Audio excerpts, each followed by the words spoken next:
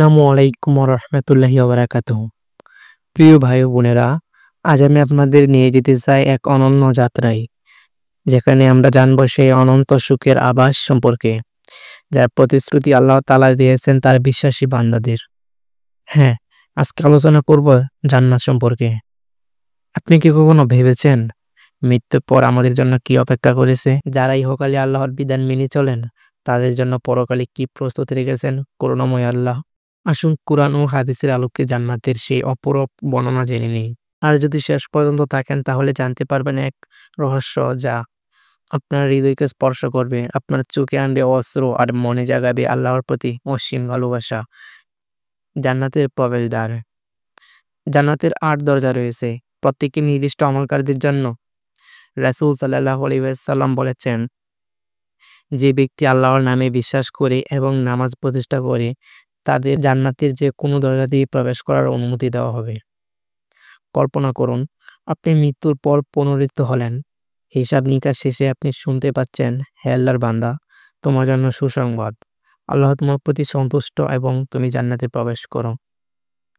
সেই মুহূর্তে কেমন অনুভূতি হবে? সেই অপার আনন্দের কথা কি কল্পনা করতে পারেন? আপনি যখন জান্নাতের দ্বারে পৌঁছাবেন, ফেরেশতারা আপনাকে সালাম দিয়ে অভ্যর্থনা জানাবেন। সালামুন আলাইকুম, তোমরা পবিত্র, অতএব এখানে চিরকাল বসবাস করো। তারপর আপনি দেখবেন মুক্তার দ্বার, সোনার কুলুপ যা চারপাশে সুগন্ধি চারিয়ে আছে। দ্বার খোলা মাত্র আপনাকে স্বাগত জানাবে এক অপরূপ সুগন্ধি ঢেউ। প্রবেশ করার সাথে সাথে আপনি হতবাক হয়ে যাবেন জান্নাতের অপরূপ সৌন্দর্যে।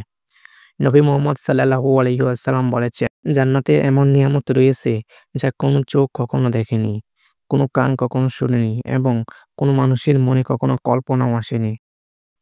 চারদিকে অনন্ত সবুজ, মাটিতে মশক ও জাফরানের সুগন্ধ, উপরে আকাশের পরিবর্তে সোনালি স্রোত যা আল্লাহর আরশের নিচ থেকে ঝর্ণাধারার মতো ঝরে পড়ছে সুবর্ণ আলোর ঝলকানি।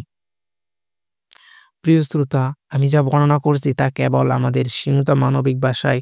বাস্তবে জান্নাতের সৌন্দর্য ও নিয়ামত এর চেয়েও অনেক বেশি অপার্থিব ও অকল্পনীয়।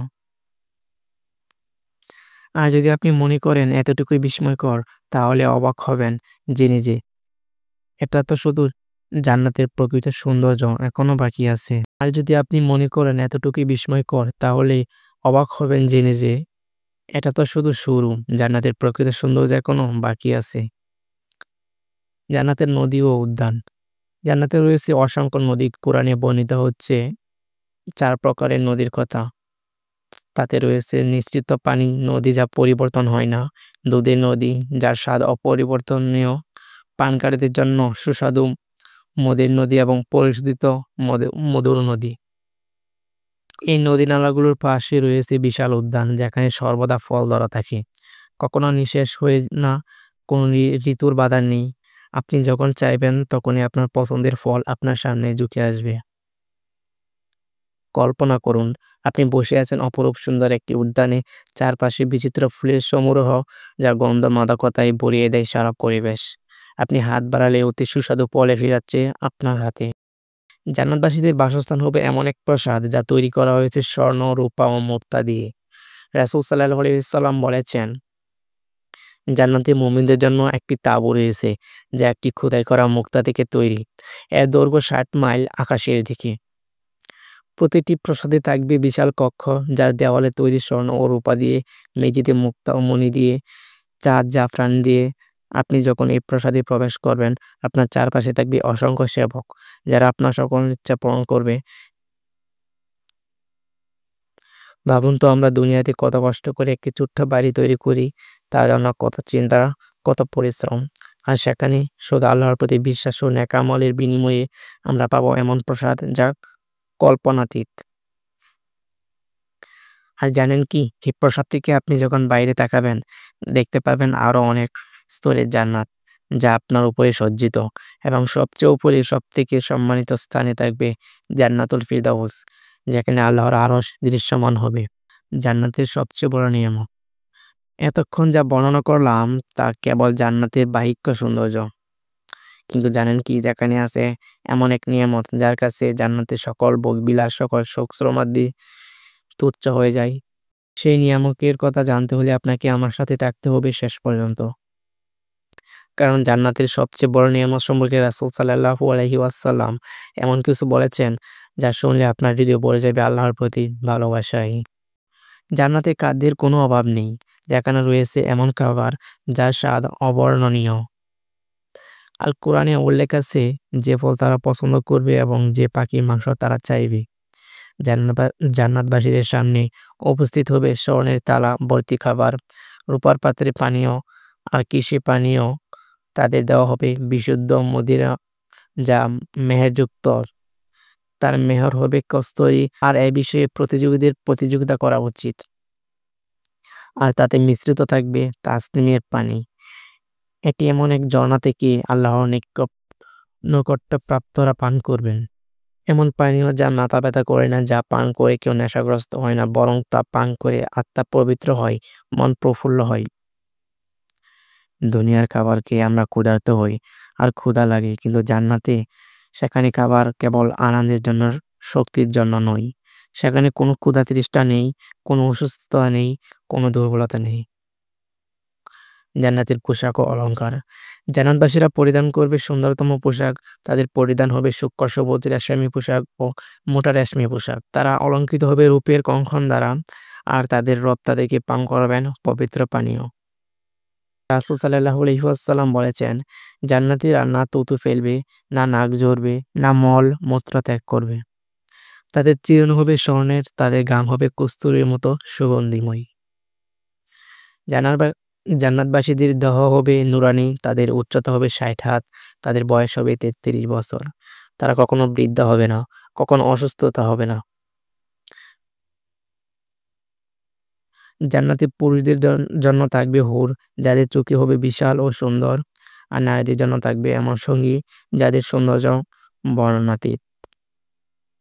জান্নাতবাসীদের দাম্পত্য সম্পর্ক হবে পৃথিবীর সবচেয়ে সুন্দর ও পবিত্র। জান্নাতের আনন্দ বিনোদন। জান্নাতে নেই কোনো দুঃখ, নেই কোনো কষ্ট, সেখানে শুধু আনন্দ। জান্নাতবাসীরা বসবেন স্বর্ণের আসনে, সেখান থেকে তারা দেখতে পাবেন অপার সৌন্দর্য। তারা শুনবেন এমন সঙ্গীত যা পৃথিবীর কেউ কখনো শুনেনি। জান্নাতবাসীরা পরস্পরের সাথে সাক্ষাৎ করবেন, আলাপ করবেন। তাদের মধ্যে থাকবে না কোনো হিংসা, বিদ্বেষ। তারা বলবেন সমস্ত প্রশংসা আল্লাহর জন্য। তিনি আমাদের দিকে সকল দুঃখ কষ্ট দূর করেছেন। নিশ্চয়ই আমাদের রব ক্ষমাশীল, পুরস্কার দানকারী। জান্নাতে যারা দুনিয়াতে পরিবার থেকে বিচ্ছিন্ন হয়েছিল, আর তারা আবার একত্রিত হবেন। যেমন আল্লাহ তাআলা বলেন, যারা বিশ্বাস করে এবং যাদের বংশধররা বিশ্বাস করে তাদের অনুসরণ করে, আমি তাদের সাথে তাদের বংশধরদের একত্রিত করব। কোনো ক্লান্তি নেই, কোনো অবসাদ নেই, শুধু আছে অফুরন্ত আনন্দ, অফুরন্ত সুখ, জান্নাতের সর্বোত্তম নিয়ামক। এতক্ষণ যা বর্ণনা করলাম তা জান্নাতের বাহ্যিক নিয়ামক, কিন্তু জান্নাতের সবচেয়ে বড় নিয়ামত হলো দিদারে ইলাহি। দিদারে ইলাহি আল্লাহ তাআলা দর্শন। কোরআনে আল্লাহ তাআলা বলেছেন, সেদিন কিছু মুখমণ্ডল উজ্জ্বল হবে, তারা রবের দিকে তাকিয়ে থাকবে। রাসূল সাল্লাল্লাহু আলাইহি ওয়াসাল্লাম বলেছেন, যখন জান্নাতবাসীরা জান্নাতে প্রবেশ করবে, আল্লাহ তাআলা বলবেন, তোমরা কি আরো কিছু চাও যা আমি তোমাদের দিতে পারি? তারা বলবে, তুমি কি আমাদের মুখমণ্ডল উজ্জ্বল করোনি? তুমি কি আমাদের জান্নাত প্রবেশ করাওনি এবং জাহান্নাম থেকে রক্ষা করোনি? তখন পর্দা উঠে যাবে, আর তাদের রবের দর্শনের লাভের চেয়েও তাদের নিকট প্রিয় আর কিছুই হবে না। এ হলো পরম নিয়ামত, যার তুলনা জান্নাতের সবকিছু তুচ্ছ। আল্লাহর দর্শন যা জান্নাতবাসীদের হৃদয়কে এমন আনন্দে ভরিয়ে দেয়, তা বর্ণনাতীত। প্রিয় ভাই ও বোনেরা, এটা ছিল জান্নাতের সংক্ষিপ্ত বর্ণনা, যে আল্লাহ তাআলা প্রস্তুত করেছেন তার বিশ্বাসী বান্দাদের জন্য। আজ আমরা যারা এই দুনিয়াতে আছি, আমাদের জীবন ক্ষণস্থায়ী। আমরা সবাই একদিন চলে যাব, কিন্তু আমরা যদি আমাদের জীবন কাটাই আল্লাহর ইবাদতে, তার বিধান মেনে, তাহলে আমাদের প্রতিফল হবে জান্নাত, যেখানে আমরা চিরকাল থাকব। আসুন আজ থেকে আমরা সংকল্প করি আল্লাহর সন্তুষ্টির জন্য জীবনযাপন করব।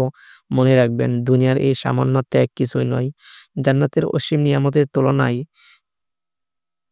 আল্লাহ আমাদের সবাইকে জান্নাতুল ফেরদাউস নসিব করুন, আমিন। আপনাদের সময় দেওয়ার জন্য আন্তরিক ধন্যবাদ। আরও এরকম গল্প পেতে আমাদের চ্যানেলটি সাবস্ক্রাইব করে পাশে থাকবেন। আসসালামু আলাইকুম ওয়া রাহমাতুল্লাহি ওয়া বারাকাতুহু।